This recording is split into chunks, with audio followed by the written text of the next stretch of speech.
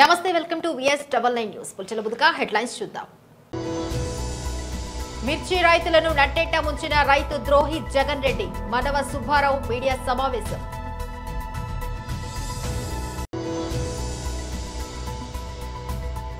తెలంగాణ భవన్లో మీడియాతో మాట్లాడుతున్న మాజీ మంత్రి ఎమ్మెల్యే శ్రీ హరీష్ రావు. ఎమ్మెల్సీ ఎన్నికల ప్రచారంలో పాల్గొన్న కేంద్ర మంత్రి శ్రీ కిషన్ రెడ్డి.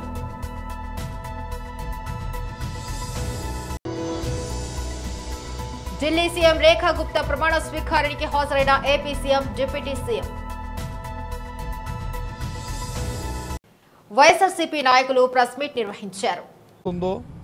నన్ను పూర్తిగా తొలగించి నేను రోజున పూర్తిగా సెక్యూరిటీ ల్యాబ్సెస్ 100% ఒక్క యూనిఫామ్ ఉన్న కానిస్టేబుల్ ఒక్కరు కూడా ఆ చుట్టుపక్కల లేకుండా ఏదైనా అవాంఛనీయ సంఘటనలు జరిగేటట్టుగా వారు ప్రేరేపించేటట్టుగా వాళ్ళు నేను జరిగిన ప్రయత్నం చూస్తుంటే చాలా అనిపించింది. అందుకని గవర్నర్ గారికి మేము అందరం వచ్చి ఆయన తాలూకా భద్రత మీద ఆందోళన వ్యక్తం చేస్తూ ఇలాంటి సెక్యూరిటీ ల్యాబ్సెస్ ఉన్నాయి, ప్రభుత్వం వాంటెడ్లీ చేయాలని ఆయన్ని ఇబ్బంది పెట్టాలని ఆయనకి ఉన్న సందర్భంలో ఆయన రక్షణ కల్పించి ఇలాంటివి మళ్ళీ పునరావృతం కాకుండా చట్టాన్ని చేతిలో తీసుకోకుండా చట్టం దాని పని చేసుకునేటట్లు ఎవరికి ఇవ్వాల్సిన భద్రతను వాళ్ళకి ఇస్తూ కార్యక్రమం చేయాలని గవర్నర్ గారిని మేము ఇప్పుడు మీ అందరం కూడా డెలిగేషన్ వెళ్ళి ఆయన రిక్వెస్ట్ చేయడం జరిగింది. వారు దాన్ని పరిశీలిస్తాను, దీన్ని మేము ఎంక్వైరీ చేస్తానని చెప్పి వారు చెప్పడం జరిగింది. ఇది విషయాన్ని మీకు తెలియపరుస్తున్నాం.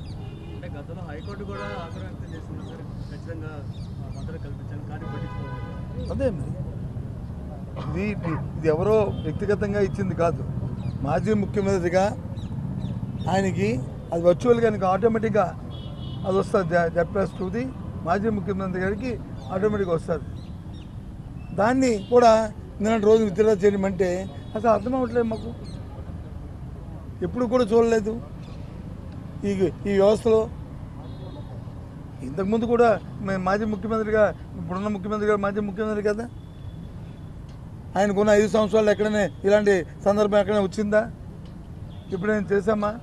ఎప్పుడైనా జరిగిందా? ఏంటిది? పూర్తిగా కూడా ప్రభుత్వం ఏకపక్షంగా ఈ కార్యక్రమం చేస్తూ వారిని ఇబ్బంది పెట్టాలని మరి భగవంతుడి గారికి వెనకాతున్న లోపా గారిగా వాళ్ళ తాలూకా దురుద్దేశాలు ఏంటనేది చేస్తూ దాన్ని ముందుగా మేము ఫోర్కాస్ట్ చేసి రాబోయే కాలం లాంటి అవాంఛ ఏ విధమైన సంఘటనలు జరగకుండా పెట్టు ఆయన భద్రత మీద మేము ఆందోళన వ్యక్తపరుస్తున్నాం. ఎన్నికల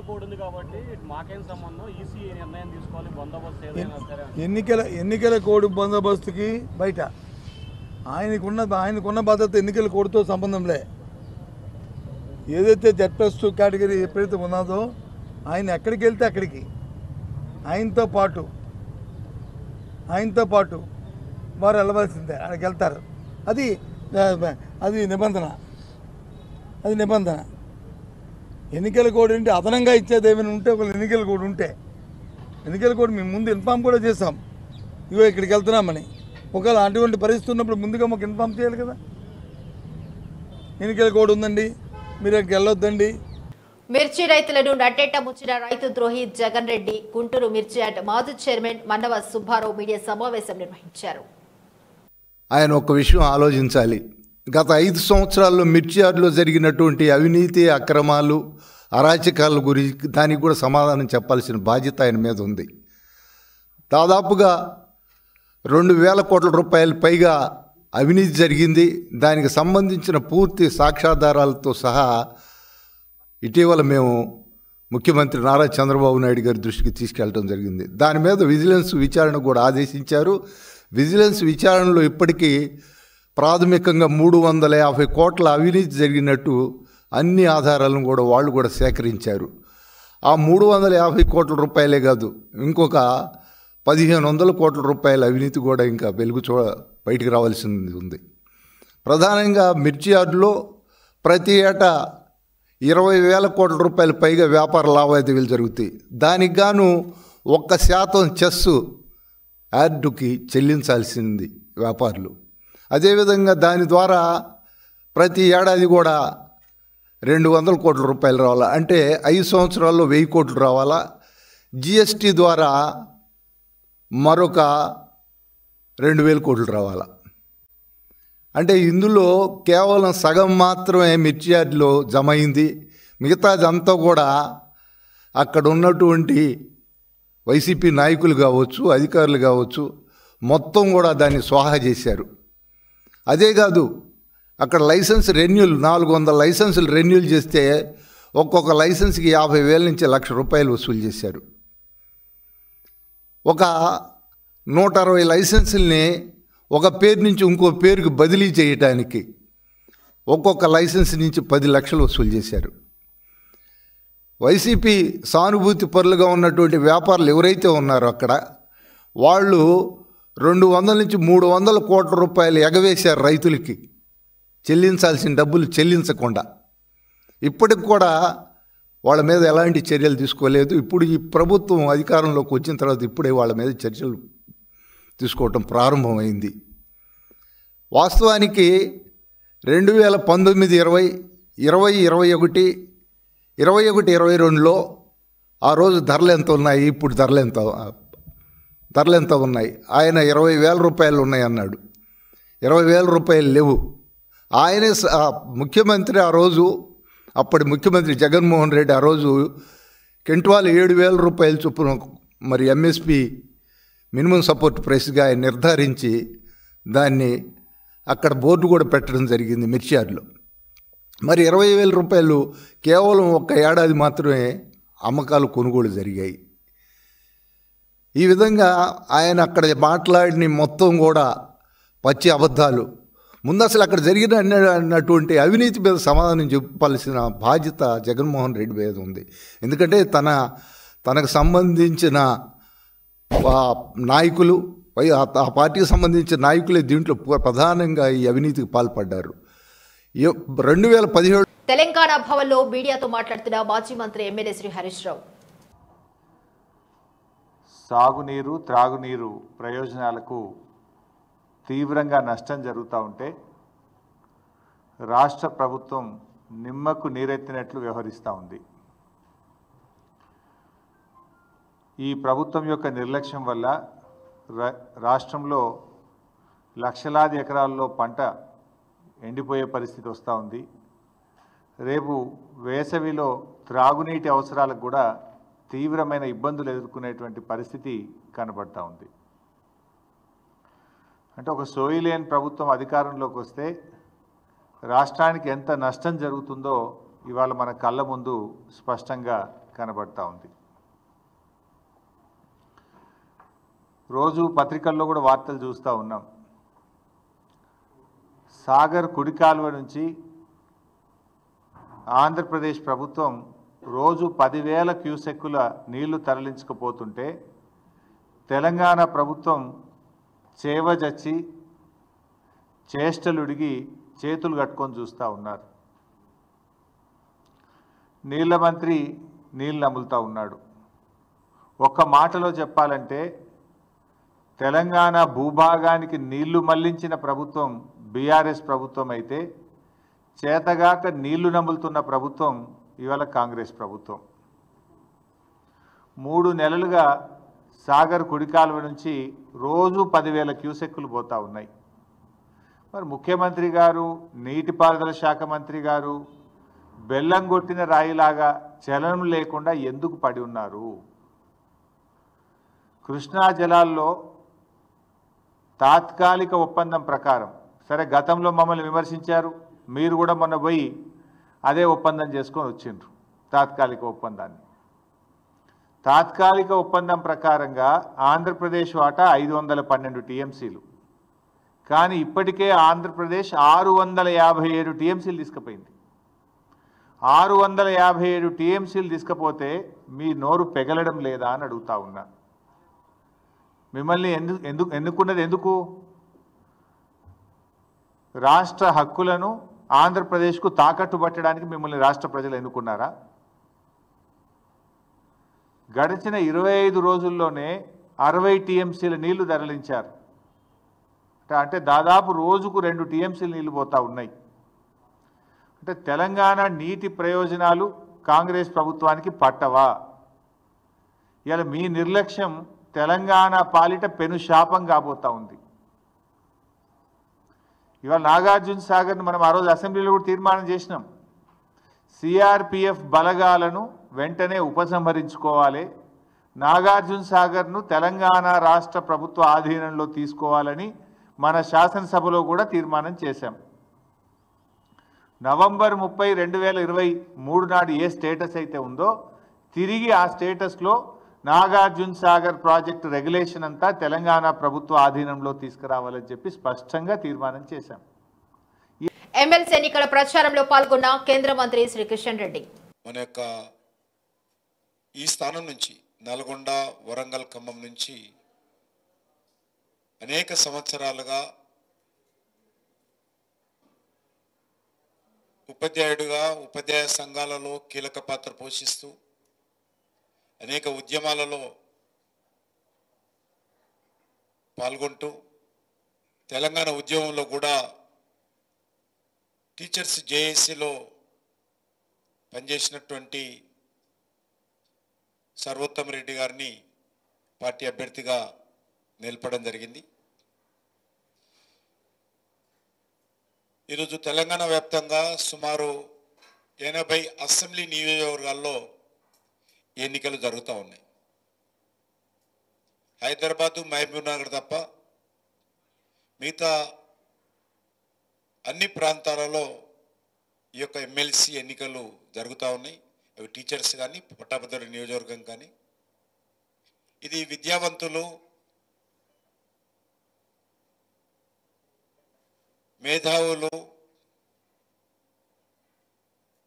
విద్యార్థులు, డిగ్రీ పాస్ అయినటువంటి వాళ్ళు, అదేవిధంగా ఉద్యోగస్తులకు సంబంధించినటువంటి ఎన్నిక ఇది. ఎన్నికల్లో ప్రజలు చాలా పెద్ద ఎత్తున, ముఖ్యంగా ఈ ఓటర్స్ ఎవరైతే ఉన్నారో భారతీయ జనతా పార్టీకి అభ్యర్థులకు అండగా నిలబడతా ఉన్నారు. మాకు పూర్తి విశ్వాసం ఉంది. 3 స్థానాలు కూడా భారతీయ జనతా పార్టీ అభ్యర్థులు విజయం సాధిస్తారు. ఎందుకంటే 2 కారణాలు ప్రధానంగా. ఒకటి, ఇప్పుడున్నటువంటి కాంగ్రెస్ పార్టీ ప్రభుత్వం పట్ల అన్ని వర్గాల ప్రజల్లో తీవ్రమైనటువంటి వ్యతిరేకత వచ్చింది. కాంగ్రెస్ పార్టీ ఇస్తానన్నటువంటి, అమలు చేస్తానన్నటువంటి, ప్రజలకు హామీ ఇచ్చినటువంటి ఏ ఒక్కటి కూడా ఇంతవరకు కాంగ్రెస్ పార్టీ ప్రభుత్వం అమలు చేయలేదు. ప్రజల్లో తీవ్ర వ్యతిరేకత ఉన్నది. రెండవది, ఉపాధ్యాయుల సమస్యలపైన కానీ, నిరుద్యోగ సమస్యలపైన కానీ చిత్తశుద్ధితో భారతీయ జనతా పార్టీ అనేక సంవత్సరాలుగా, గతంలో టీఆర్ఎస్ పార్టీ అధికారంలో ఉన్నా, ఈరోజు కాంగ్రెస్ పార్టీ అధికారంలో ఉన్నా, మేము ఆయా వర్గాలకు అండగా నిలబడుతూ వారి సమస్యలపైన చిత్తశుద్ధితో మేము పోరాటం చేశాము.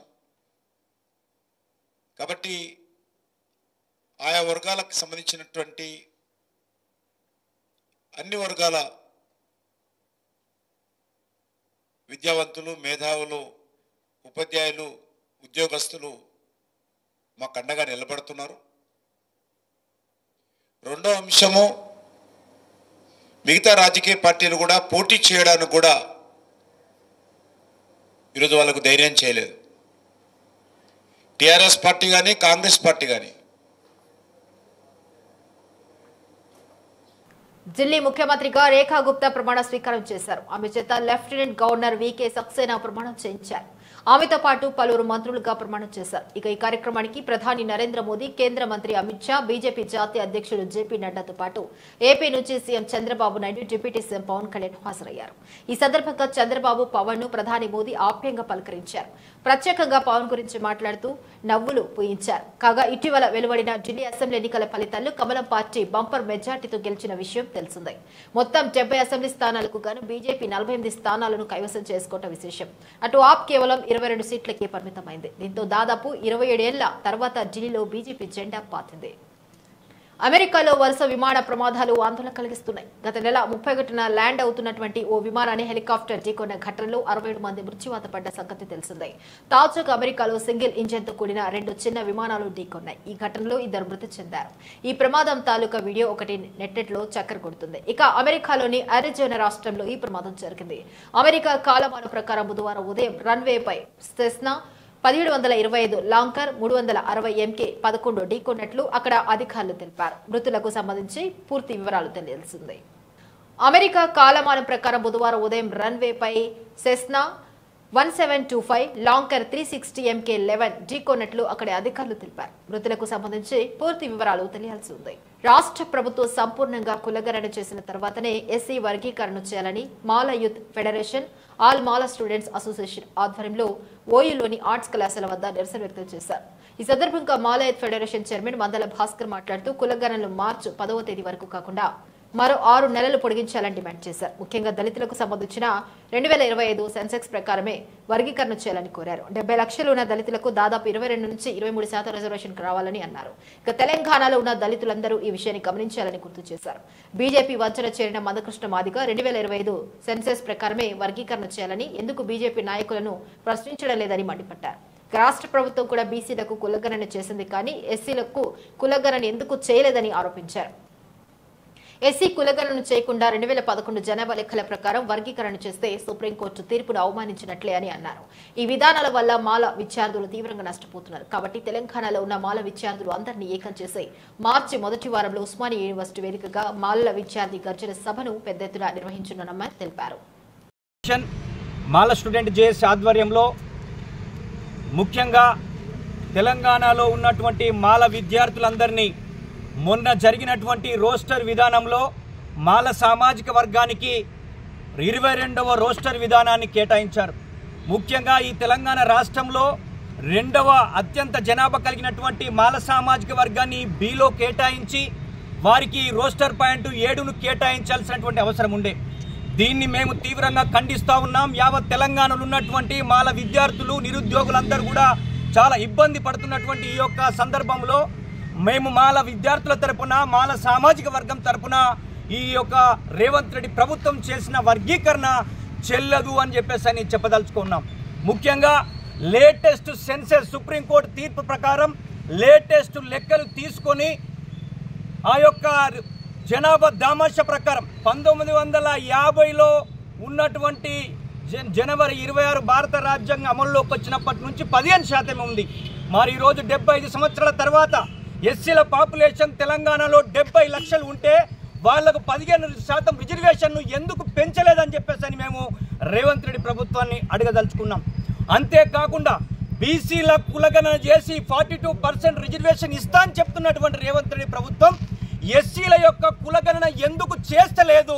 ఎస్సీల పట్ల మీ నిర్లక్ష్య వైఖరి ఏంటో మేము ఈరోజు ప్రశ్నించదలుచుకున్నాం.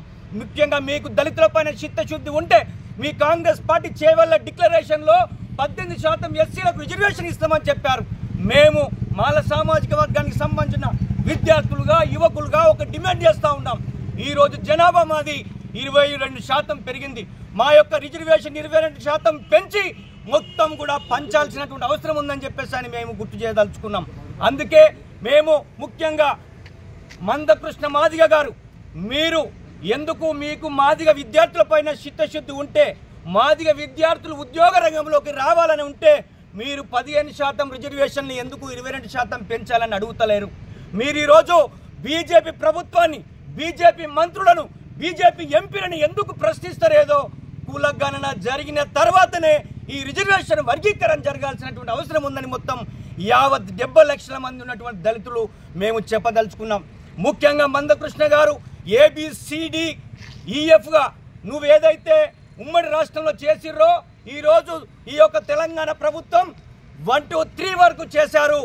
మేము ఒకటే చెప్పదలుచుకున్నాం, చేస్తే 1 to 2లుగా మార్చండి, లేకపోతే 1 to 3గా మార్చదలుచుకుంటే ముఖ్యంగా మాల మాదిగా ఉపకులాలను A1లో పెట్టి, Bలో మాలలను పెట్టి, Cలో మాదిగలను పెట్టాల్సినటువంటి అవసరం ఉందని చెప్పేసి మేము చెప్పదలుచుకున్నాం. ముఖ్యంగా ఈ తెలంగాణలో ఉన్నటువంటి మా విద్యార్థులను ఏకం చేయడానికి, ఈ రిజర్వేషన్ వర్గీకరణ జరిగినటువంటి తీరును ఎండగట్టడానికి, ముఖ్యంగా దళితుల పైన మీకు చిత్తశుద్ధి ఉంటే, దళితులు అభివృద్ధి చెందాలని మీరు అనుకుంటే మాత్రం మీ యొక్క చేవెళ్ళ డిక్లరేషన్ అన్న చేయండి, లేకపోతే 2025 లేటెస్ట్ సెన్సస్ ప్రకారం లెక్కలు చేసిన తర్వాతనే ఈ వర్గీకరణ చేయాలని చెప్పేసి మేము ఈ రాష్ట్ర ప్రభుత్వానికి డిమాండ్ చేస్తా ఉన్నాం.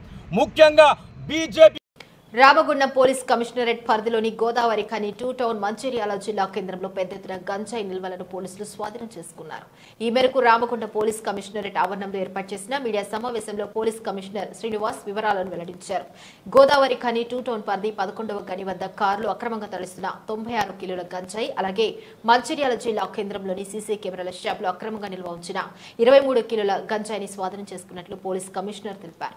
సుమారు 61 లక్షల విలువైన గంజాయిని స్వాధీనం చేసుకుని 11 మందిని అరెస్ట్ చేసినట్లు సిపి తెలిపారు. నిందితుల నుంచి 2 కార్లు, 5 బైకులు, 11 సెల్ ఫోన్లు స్వాధీనం చేసుకున్నామన్నారు. నిందితులపై తక్షణమే పీడీ యాక్టివ్ అమలు చేస్తున్నట్లు తెలిపారు. రాష్ట్ర ప్రభుత్వ ఆదేశాల మేరకు గంజాయి నిర్మూలించేందుకు ప్రత్యేక పోలీస్ యంత్రాంగాన్ని ఏర్పాటు చేశామని పోలీస్ కమిషనర్ అన్నారు. 24 గంటల పాటు వాహనాల చెకింగ్, షాపులు, ఇళ్లలో తనిఖీలు చేస్తున్నట్లు తెలిపారు. గంజాయి కొనటం, అమ్మటం వంటి అక్రమాలకు పాల్పడితే చట్టపరంగా తీవ్ర చర్యలు తీసుకుంటామన్నారు. వర్క్ జరిగింది ఇక్కడ రామగుండం కమిషనరేట్లో.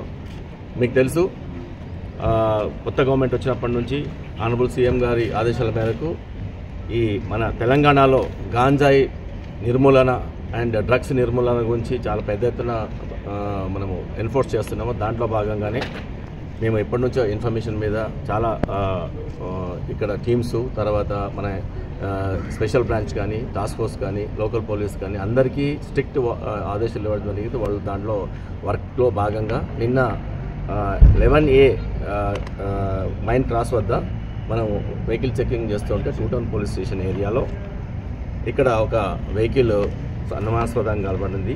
దాంట్లో ఒక ముందుగా వెహికల్ ఒకటి పోతుంటే దాంట్లో పట్టుకోవడం జరిగింది. దాన్ని వాళ్ళని ఎంక్వైరీ చేయడం వల్ల అనుమానాస్పదం ఇంకో వెహికల్, ఒక బొలెరో వెహికల్, ఒకటి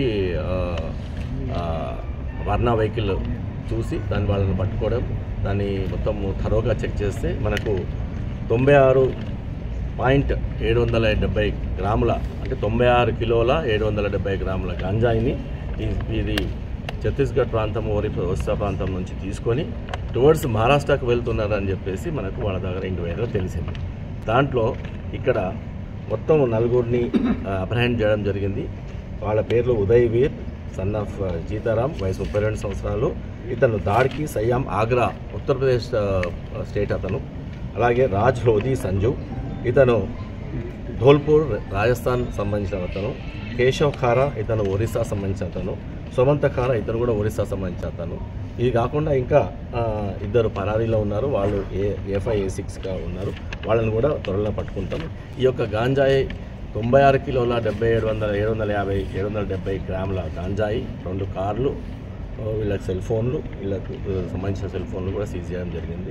ఇది మొత్తం కలిపి ఈ యొక్క గాంజాయి, నిన్న పట్టుకున్న గాంజాయి, ఇది మొత్తం టోటల్గా 50 lakhs దగ్గర వర్త్ చేస్తుంది. వెహికల్లో డిక్కీ లోపల కింది భాగంలో కన్సీల్ చేసి దాన్ని తీసుకెళ్తున్నారు. బయటికి చూస్తే మాత్రం ఏం కనబడదు, అన్లెస్ థరోల్గా చెక్ చేస్తే తప్ప. మంచిర్యాలలో మనకు ఆల్రెడీ ఇన్ఫర్మేషన్ పెట్టాము, ఎంటైర్ కమిషనరేట్లో ఇన్ఫర్మేషన్ పెట్టాము.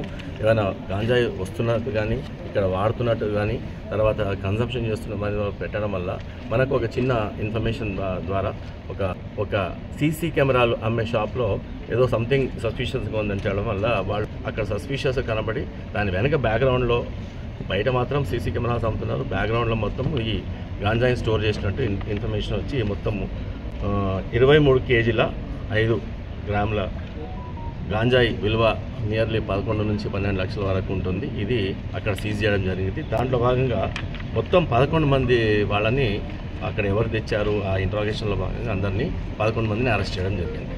ఈ 11 మంది కాకుండా ఇంకా చాలామంది ఉన్నారని తెలుస్తుంది. ఈ కేసులో ఆ కేసులో కూడా చాలామంది ఉన్నారని తెలుస్తుంది. ఈవెన్ ఎంటైర్ కమిషనరేట్లో ఎవ్వరు కూడా గాంజాయి తీసుకురావడం కానీ, అమ్మడం కానీ, ట్రాన్స్పోర్ట్ చేయడం కానీ, కన్జ్యూమ్ చేయడం కానీ చేస్తే మాత్రం చాలా చాలా సీరియస్గా యాక్షన్ ఉంటుంది. బులెటిన్ ముగించి ముందు హెడ్లైన్స్ మరొకసారి. మిర్చి రైతులను నట్టేట ముంచిన రైతు ద్రోహి జగన్ రెడ్డి, మనవ సుబ్బారావు మీడియా సమావేశం.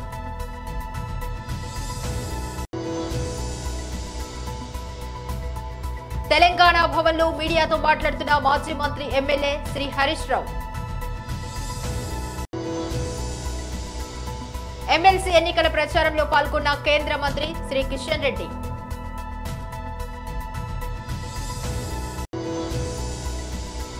ఢిల్లీ సీఎం రేఖా గుప్తా ప్రమాణ స్వీకారానికి హాజరైన ఏపీ సీఎం, డిప్యూటీ సీఎం. ఇవి బులెటిన్ అప్డేట్స్. మరొక బులెటిన్లో మళ్ళీ కలుసుకుందాం. అంతవరకు సెలవు. నమస్కారం.